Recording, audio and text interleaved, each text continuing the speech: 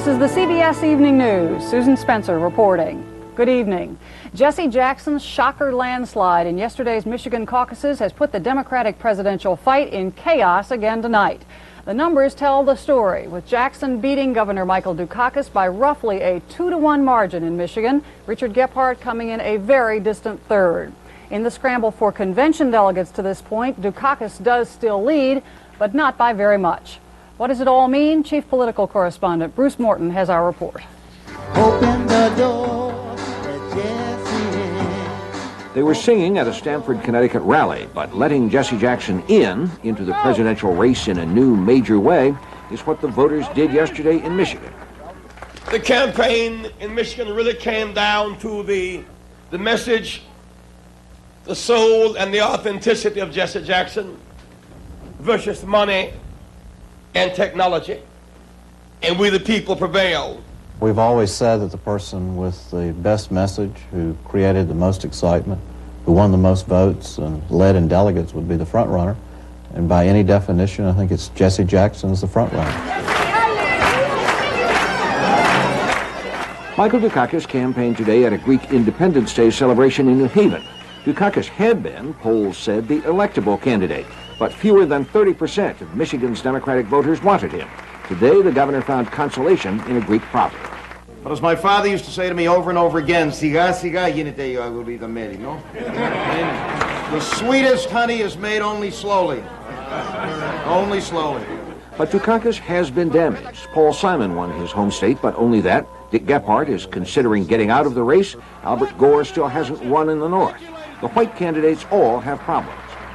The worst thing they can do is to say, I'm white, he's black, vote for me. That will create not only a mess for the Democratic Party, it'll create a mess for the country.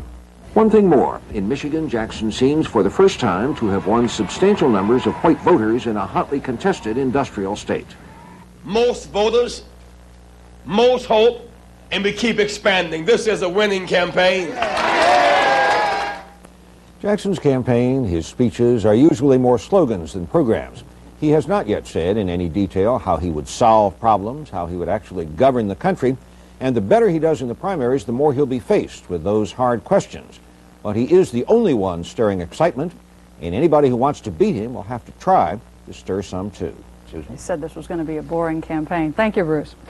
In Honduras today, some 3,000 American soldiers were packing up, getting ready to leave Palmarola Air Force Base tomorrow after 11 days on the ground. The troops were dispatched in response to reports of a Sandinista incursion into Honduras. The Sandinistas denied ever crossing the border. The ceasefire agreements signed last week is supposed to end such problems. While the pact is still considered an iffy proposition, it did bear some fruit today. John Blackstone has our report. 100 Nicaraguans imprisoned for their opposition to the Sandinistas were set free today. The first people in this land to benefit directly from the peace agreement signed last Wednesday between the Sandinista government and the Contra rebels. Political prisoners are to be released in stages as the Contra fighters are disarmed. Under the agreement, the prisoners are not all being released at once. Because we need a guarantee as to the fact that peace is definite and not some sort of a trap, so that we will free these people and they will strengthen the counter-revolutionary forces. But it is Sandinista compliance with the peace treaty that continues to worry the Reagan administration. The problem that remains is an old problem. Sandinistas have just once again promised free speech and a general amnesty. We've heard those promises before. One reason for uncertainty is that many aspects of the peace plan still need to be negotiated. That work begins tomorrow, back at the border station where the accord was signed last week. Most important on the agenda is the mechanics of dismantling the Contra army, exactly how the rebel force will be demobilized and reintegrated into Nicaraguan society. As the Contra army is disbanded, the size of the conscript Sandinista army may be reduced. Conscription is one of the issues the Sandinistas have agreed to discuss. Tens of thousands of young Nicaraguans have been drafted into combat against the Contras. This weekend, these soldiers completed 2 years of service in the Sandinista army, but their commander warned the days of fighting may not be over yet.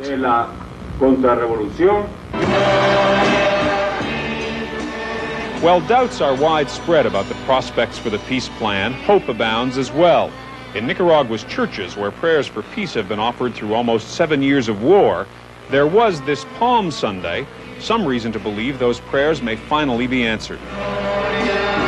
John Blackstone, CBS News, Managua. Holy Week in the Holy Land also found palms, but little peace. That story is coming up next. And later on the CBS Evening News, a drive through Houston.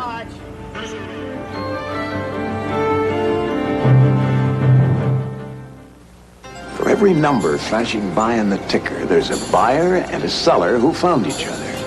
Chicago pork bellies get an offer from London. Swiss francs are picked up in Dallas. How do traders keep up with it? They use a communication system from Contel. If it doesn't work, they don't work.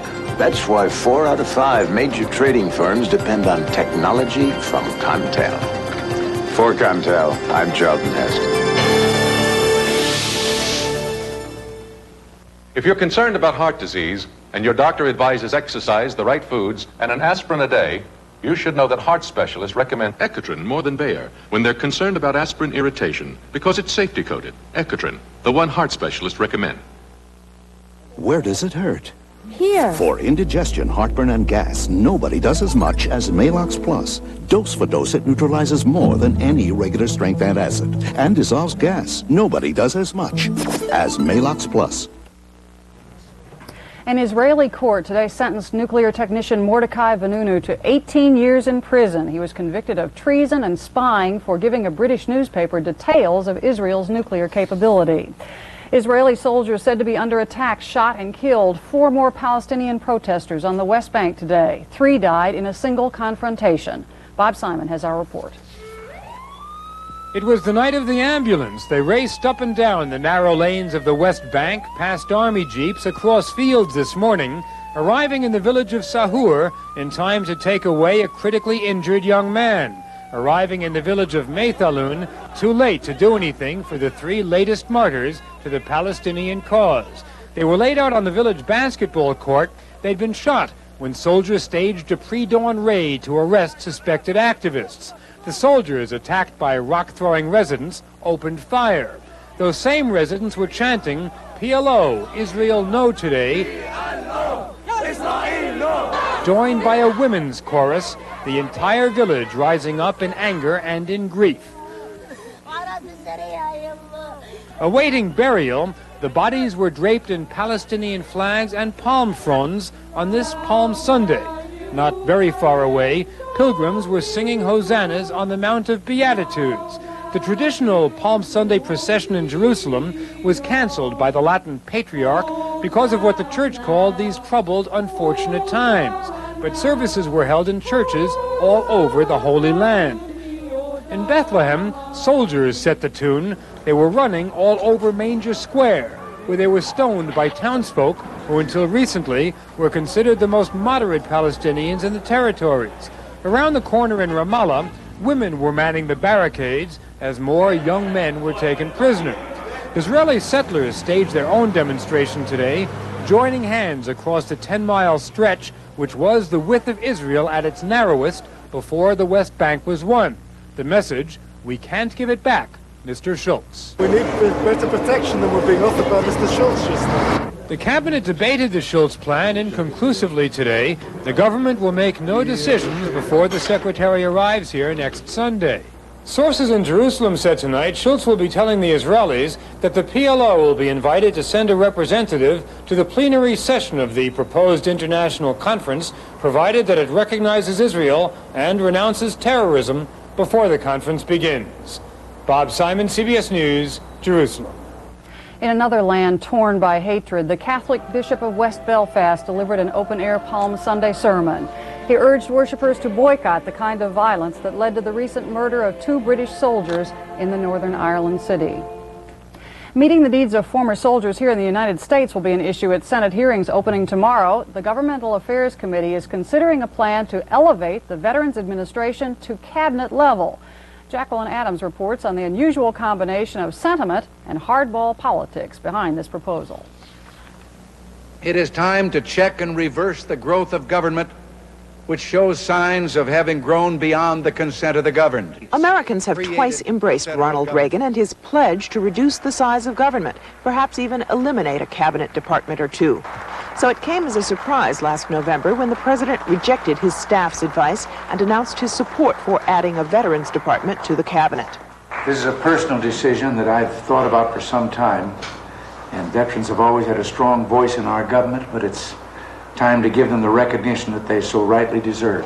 The Veterans Administration is the kind of mammoth bureaucracy that would have most budget cutters licking their chops. A $28 billion budget, 240,000 employees, and 172 medical facilities, the largest healthcare system in the free world.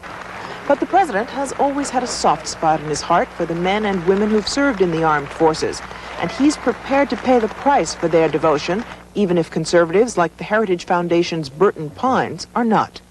There has not been one case in the history of this country where we have moved an agency to the cabinet which has not led to bigger programs, more programs, higher spending, and therefore higher taxes.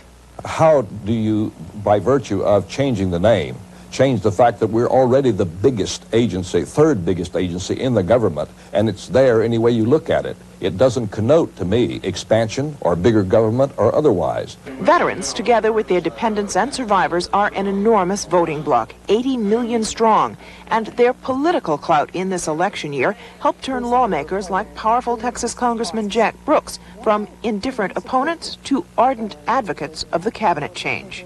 This next budget coming up will be more difficult than the last, with more severe cuts. And I want them to have a chance to make their position known, to present their case.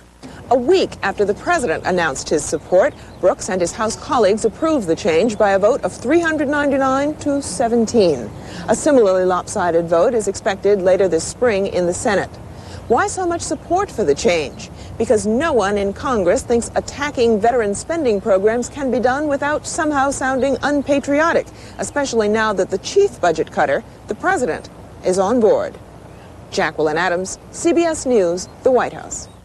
Getting President Reagan ready for a news conference is no easy task. That according to his former spokesman. Larry Speaks describes the process in a new book, excerpts this week in U.S. News and World Report. Speaks says preparing Mr. Reagan is, quote, like reinventing the wheel.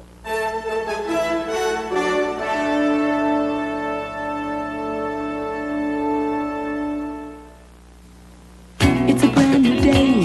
Now here's a special coffee to get you on your way. It's Taster's Choice Colombian Select with half the caffeine. Get a full cup of flavor with only half the caffeine. The kind of coffee you'll savor from all Colombian beans. Colombian Select, rich, real coffee with half the caffeine. A full cup of flavor, only half the caffeine. Taster's Choice Colombian Select.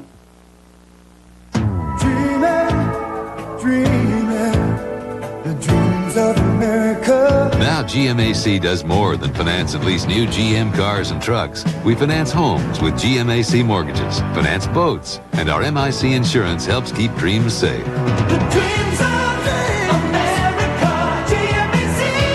We're making your dreams come true. The dreams of America, GMAC. Official sponsor of America's Dreams. Welcome to another round of Name That Cereal. Fruit and fiber cereal tastes so good, you forget the fiber. Are you ready? Yes.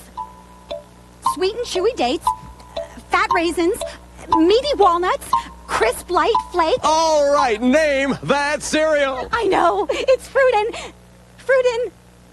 Oh, sorry, it's post-fruit and fiber cereal packed with delicious fruit and high-fiber flakes. Tastes so good, you forget the fiber. Good news to report tonight in the battle against cancer. After 4 months of treatment in Seattle, a young girl from Raleigh, North Carolina has a new lease on life. And the credit goes to a combination of science and technology that could save many others. Peter Van Sant reports. 7-year-old Brooke Ward arrived home last night free of leukemia. She has become a symbol of hope for thousands of people dying from a form of cancer which in the past left little hope for survival. Brooke is the first cancer patient to receive a life-saving bone marrow transplant with the aid of the National Bone Marrow Donor Registry. a computerized service based in St. Paul which matches donors with needy cancer patients. We've done 3 more transplants through the National Registry since Brooke was transplanted. We have 5 more scheduled, 2 of them next week. So I think it represents the start of something that will grow very rapidly.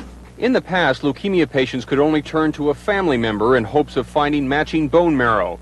But with the new registry, doctors will be able to search the country for the perfect match. There's 3,000 people a year that could benefit from an unrelated bone marrow transplant. With our file size, we should be able to match about 1/3 of those patients. The goal of the bone marrow registry is to find more donors, people like Diane Walter, who donated Brooke's marrow.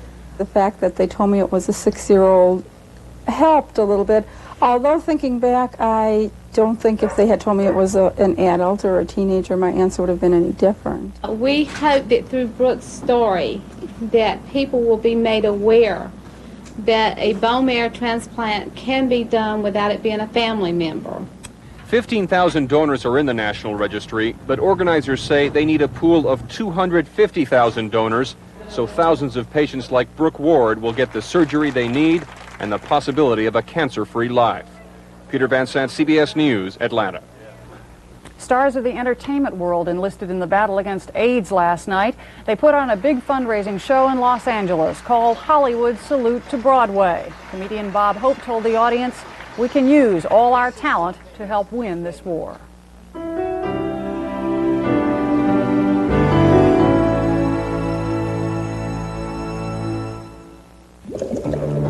Lucky for this diver, he has a thin, powerful seal. So thin it's virtually airtight. So powerful it even holds up to pressure. No, it's not on this diver's mask. The seal is on his dentures.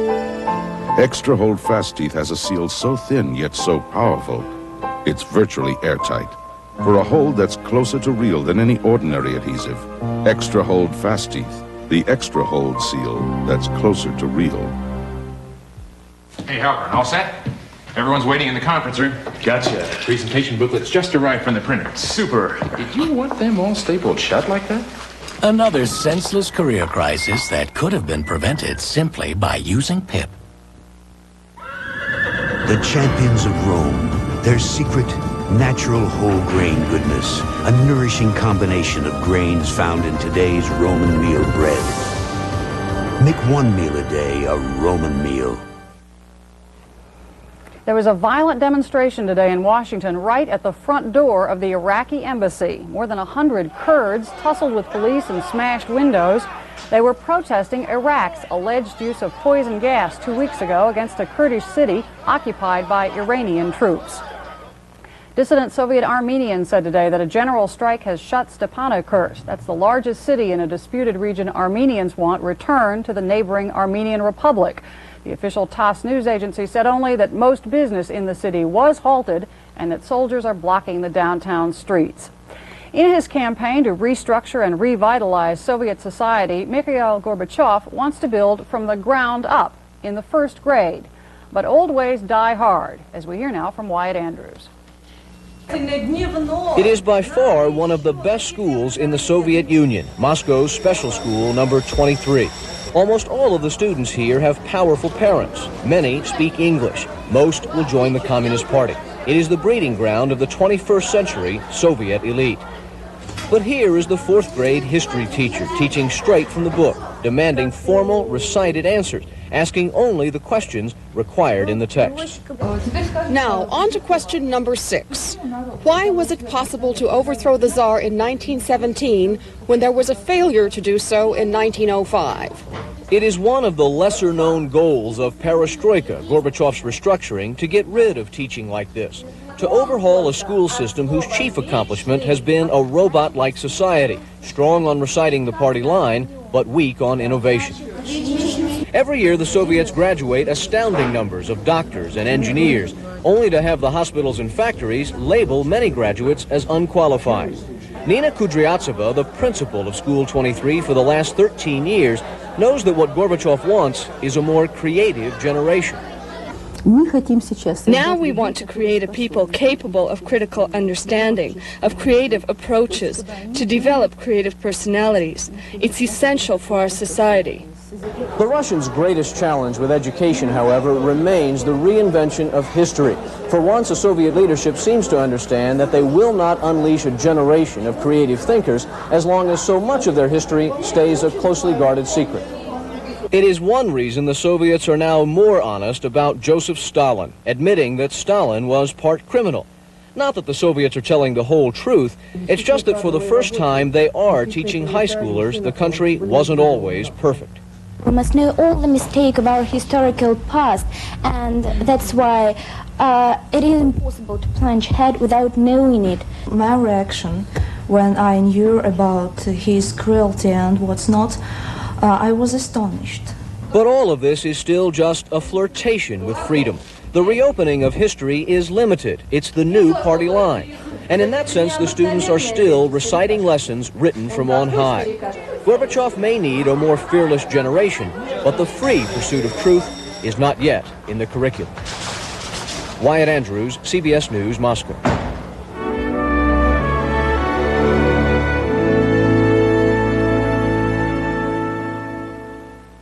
AT&T, I don't believe it. Their PCs match the specs better. Better than who? IBM, Compaq, you name it. I can hang 32 terminals off just one PC. You're still blowing your budget on standalone. Listen, you sound like a commercial. You listen, these are facts.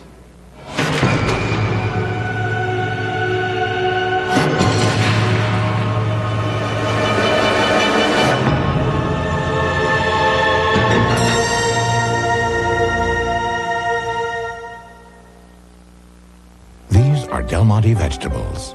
These are not. These were the first to go nationwide with a no salt added line. These were not. These have the name with a 101-year tradition of taste. These do not. Because of their consistent quality, these are chosen to carry the Del Monte shield. These are not. Del Monte vegetables. A lot of things the others are not. Does your family deserve anything less? Del Monte. We grow quality.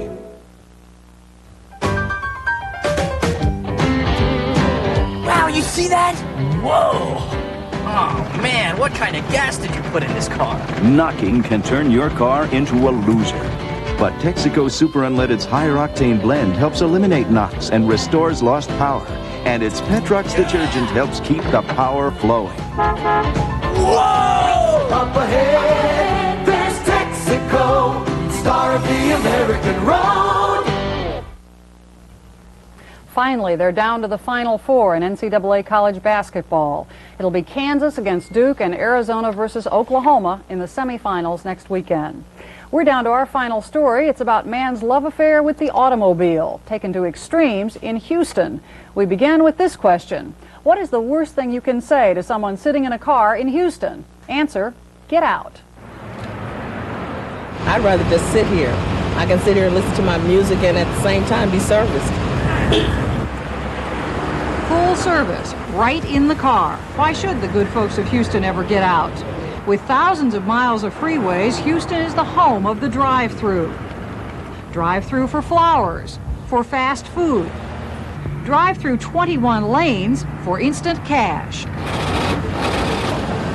I try not to go anywhere I can't drive through. Hope you have a good one. Bye-bye. The natives blame this love affair with automotive convenience both on the geography of the place, you're always in the car anyway since everything's spread out, and on the awful summer weather. You stay in your car and do all the shopping you can from the comfort of a vehicle that has max AC punched into the dial. And he means all the shopping. That means for booze, for burgers, for baubles, even to turn your baubles in. Got my Rolex watch. It's maybe the secrecy of being able to borrow money on your Rolex watch or whatever and not having your neighbor know that you did it. We can lend you around 300. All right. So serious is Houston about the convenience of driving through that dry cleaners pick up and deliver to your car. Drugstores offer medicine curbside. This may cause some stomach upset, so it's best to take her some food or milk. Thanks, Richard. Bye-bye. One wag has called this drug trafficking. And not only that, the U.S. Immigration Service has set up a drive-in window for the amnesty program. for drive-through green cards.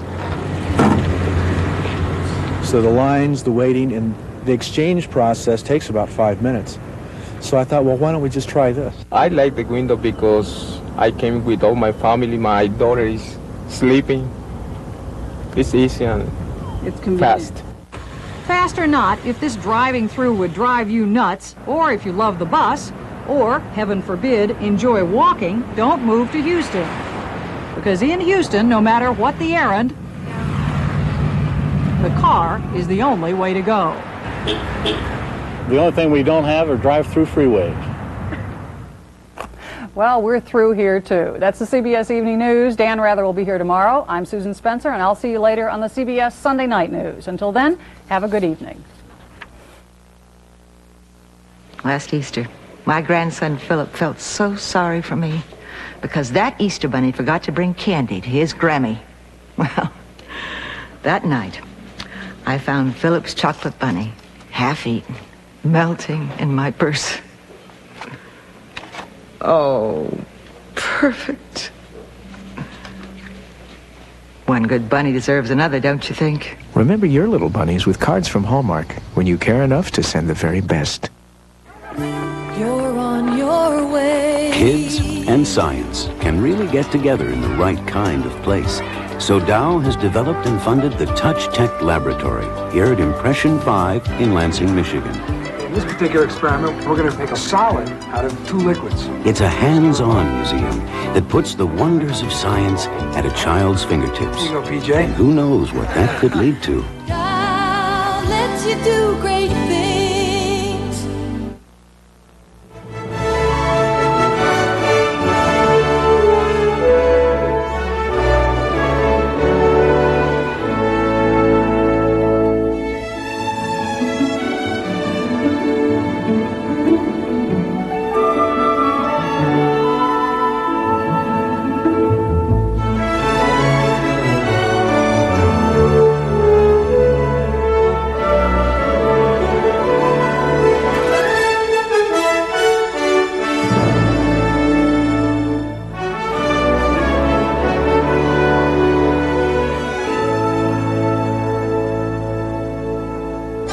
I'm Harry Smith. And I'm Kathleen Sullivan. Tomorrow, the Reverend Robert Schuller on television evangelism. Also, publisher and motorcycle lover Malcolm Forbes on CBS This Morning. This is CBS. Coming up on Eyewitness News, tense moments in Pulaski this morning as firefighters work to prevent a huge propane tank from exploding. We'll have a report. A Tennessee highway patrolman is dead, run over on Interstate 40. We'll tell you what happened. Those stories and selling Nashville's Municipal Auditorium isn't as easy as it sounds. Stay with us for details next. It's the biggest event of the year, your Ford dealer's Spring Sell-A-Thon, now through March 31st. Save big on Ford's #1 sellers like Ford Ranger and F-Series trucks. Get free factory air conditioning plus $500 cash back. Total savings almost $1,900 on Ranger, over $2,600 on F-Series before you get our best deal. The Spring Sell-A-Thon, open extra hours, on-the-spot financing, high trade-in allowances, but it all ends March 31st at your Ford dealer. Get on up, news is breaking. McDonald's new sausage, gravy, and biscuit. Get on in. For fresh baked biscuits and home-style gravy loaded with pork, sausage, and pepper. Funny how good news gets around. At McDonald's. The news gets better. McDonald's new sausage and gravy biscuit is only 89 cents. Piping hot sausage gravy on a homemade buttermilk biscuit at a price that's tough to beat. And while you're there, treat yourself to our new cinnamon raisin biscuit, too. There's something special going on at your Toyota dealer right now. 99 days in March with 99 ways to save. Name one, Corolla value for the low lease price of $99 a month. And a $99 a month Corolla is only one way to save. Name another, how about your sell prices starting under $59.99? Toyota dealers are open late with immediate financing, thousands of ways.